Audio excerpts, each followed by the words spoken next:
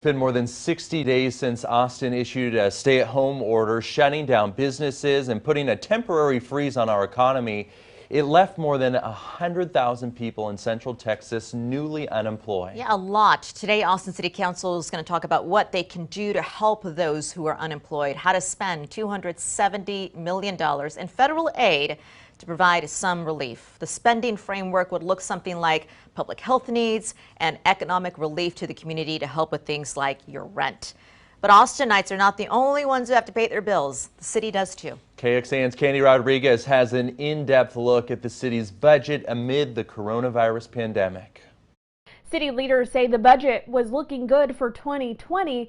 In hindsight, it's anything but. Right now, the city's Deputy Chief Financial Officer Ed Van Eno estimates a fiscal year 2020 shortfall ranging anywhere from around $40 to nearly $60 million.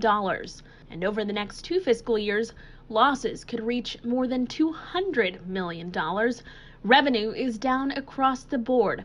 A $68 million loss in airport revenue, a nearly $40 million drop in the hotel occupancy tax, and about a $10 million loss in city parking fees. In order to tackle this decline in revenue, the city has already put a hiring freeze on about 600 non-essential positions. But Van Eno says there is still a lot of work to be done to balance out the budget for the coming fiscal years. In the budget world, we're one of these operations that hopes for the best but plans for the worst. I mean, you have to.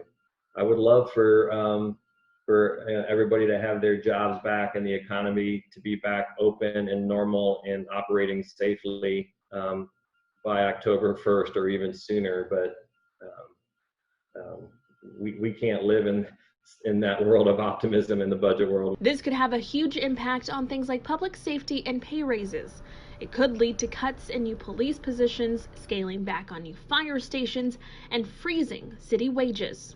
You know, it takes money to staff fire stations, but with the current crisis and making sure that we're addressing all the basic needs in our community for many who have lost their jobs, for many who are not working right now, it's going to be likely one of the most difficult budgets. Easily, I guess I would say it's going to be the most difficult budget that we deliberate on.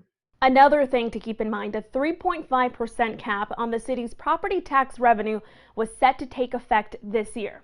But Van Eno says because of a provision in SB2, it allows cities like Austin to go up to that 8% cap because the governor issued a statewide disaster declaration. He says that is an option they are currently exploring. Back to you.